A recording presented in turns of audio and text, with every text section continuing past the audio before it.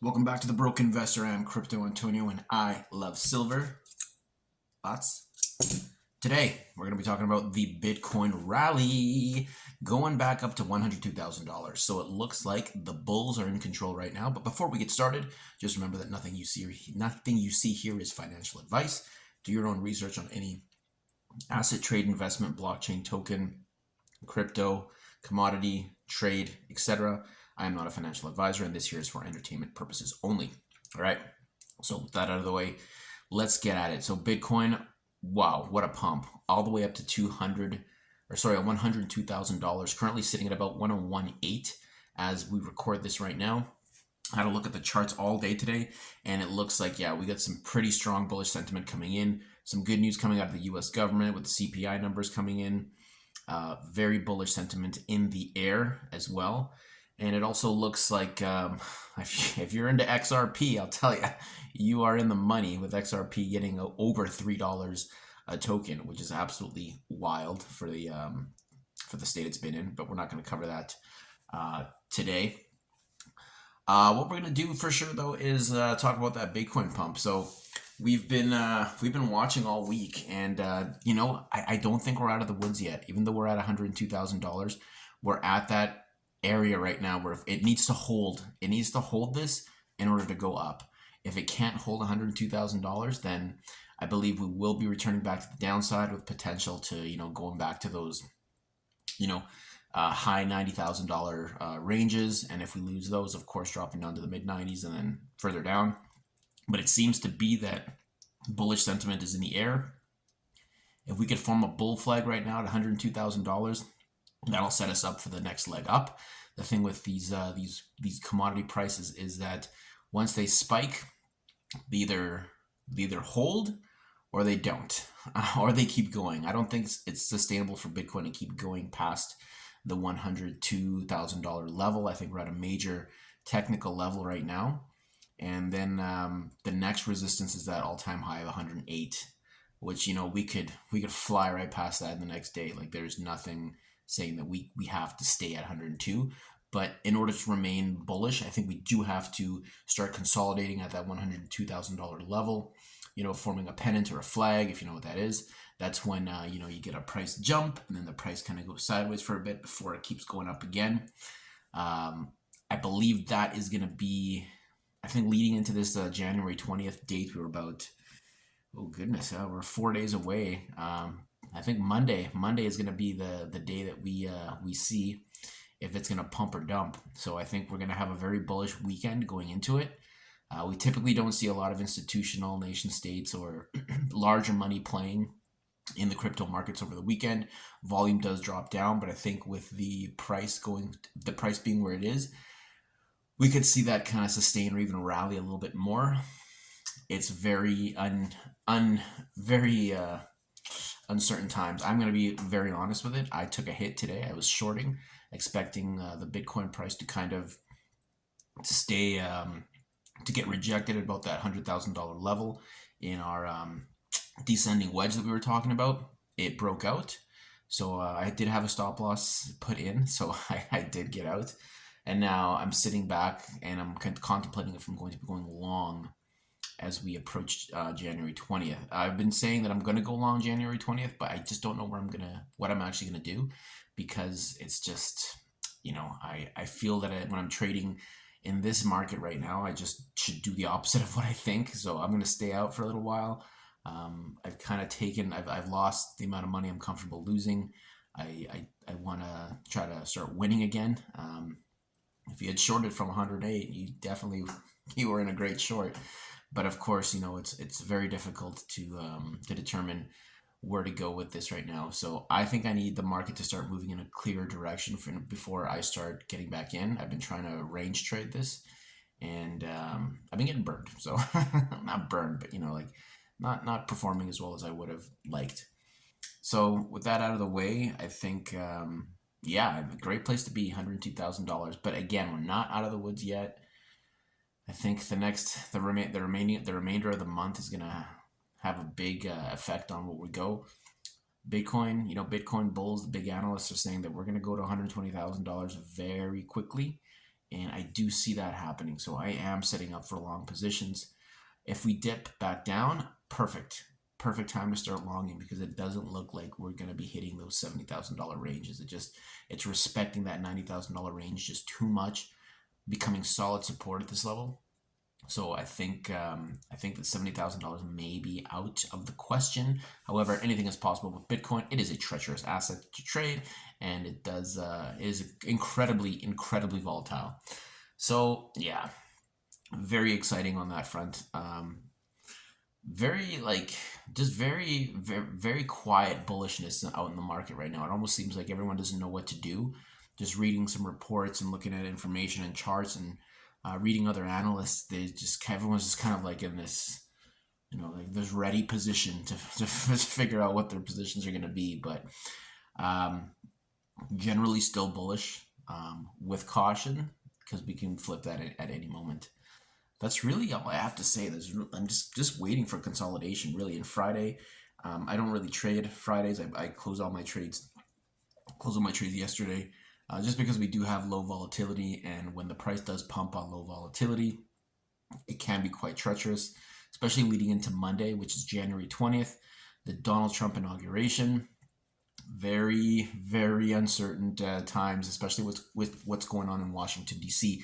If you have watched or have been paying attention, Washington D.C. is in a very crazy position right now. So they've been seeing drones flying all over U.S. airspace, around the White House, around some sensitive areas in the Washington D.C.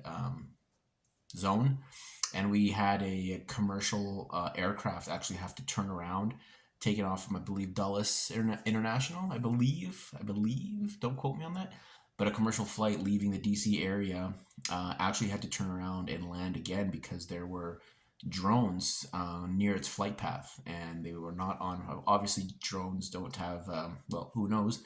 They may have some sort of radio capability, but they were not communicating with the pilot, it seems. And that aircraft has had to be downed and not down, like landed, not down, because down is like shot down. And it looks like that the United States is deploying 6,000 troops into the Washington, D.C. area for the inauguration. So very tense times in D.C., very tense times in the crypto markets, where everyone's just kind of like waiting to see what's going to happen. Very scary stuff with this drone activity. And I was made aware today that DJI, which is the largest drone manufacturer in the world, they're based out of China, a private company. They have removed the geolocation, or some sort of like geo mapping feature on their aircraft, which stopped them from flying over restricted airspace, such as military bases, the White House, etc. And apparently that has been deactivated in the drones. So that's kind of it's a little scary, we're seeing all these drones in and around the eastern seaboard, Washington, D.C., very close to the eastern seaboard off the Potomac River there. And wow, just very tense times. I don't know what to think. So for me, I'm out of the markets. I'm getting ready to go in, whether it's bullish or bearish. I'm always a little bullish biased, but who knows? We could see. I've been saying it's almost like something big is going to happen, and if something big does happen, that could crash markets. The stock markets are overextended. Everything's kind of set up for some sort of financial reset in 2025. But again, we must sit back, be patient, absorb the information, calm ourselves down, don't let our emotions and our head get ahead of us, and just kind of trade the charts as we see them, and really just remain calm at all times. Right? So, with that said, I just want to quickly talk on this here, the silver. I don't know if you can see that. There you go. That's my silver bar from the Toronto Dominion. I have a few of these. My favorite silver bars come from Sunshine Mint, for sure. I love Sunshine Mint products. They're so nice. But I'm holding these today just because I bought them. They were shiny as mirrors, and these were gonna be like my. These are like my these are always kind of on me. Like I always carry them around. I feel richer when they're on me. Just taking a little play off Robert Kiyosaki, who always carries a silver dollar. So I carry 2 ounces of silver on me, just because I just love that sound. Oh, it sounds so good. I love the sound of silver. Ow! And we'll be upgrading those to gold very, very soon. Just because I just don't like carrying gold around. It's just, you lose that, oof, that's a big hit. I lose this, what is it? It's like what, 70 US dollars, something like that? 100 Canadian bucks, 105 Canadian bucks. Not bad. Anyway, let's talk about silver right now. Continuing the uptrend with silver. Last time we talked, which was yesterday, silver was at about $30.80. We've corrected a little bit down to $30.42 as I speak, but generally still on an uptrend. You know, great time to be DCAing if that's your thing. I, of course, as I've repeated time and time again, silver is a monetary metal. It is an industrial metal, and it is damn in demand. And you know what? The price is not reflected yet, but I'm telling you, the time is coming when silver will have its day. Especially when I'm repeating myself again. Especially if we see like some sort of collapse in the financial system, you know, people are going to rush into these commodities because they are safer and a little bit of a hedge as well. Yeah, so I think that's really all I have for now. I just really wanted to talk about that $102,000 price point for Bitcoin. Just waiting and seeing. Other cryptos like XRP, I'm just going to pull it up right now. Like, I don't know if you know what XRP is, but XRP is another cryptocurrency that